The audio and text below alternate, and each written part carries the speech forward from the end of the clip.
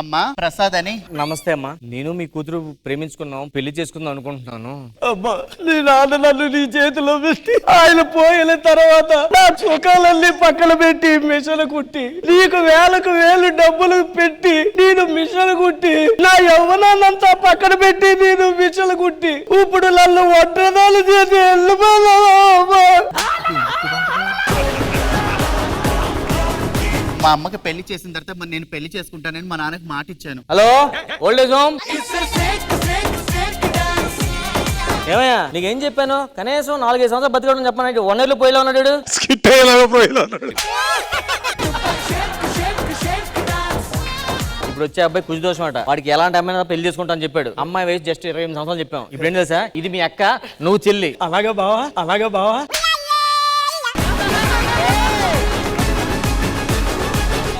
Correct చేసుకుంటాడు కూడా. మీ కుజ దోషం మీదే కదా? నేనే సర్వదోషాలు ఉన్నాయి. నాకు ఇది ఓకే, భలేగా ఉంది. నాకు అసలు పిచ్చి దోషం. ఇవిడేంటి పుస్తకం ఏంటి అలా జబర్దస్త్ ప్రతి శుక్రవారం శనివారం రాత్రి 9 గంటల 30 నిమిషాలకు మీ ఈటీవీలో.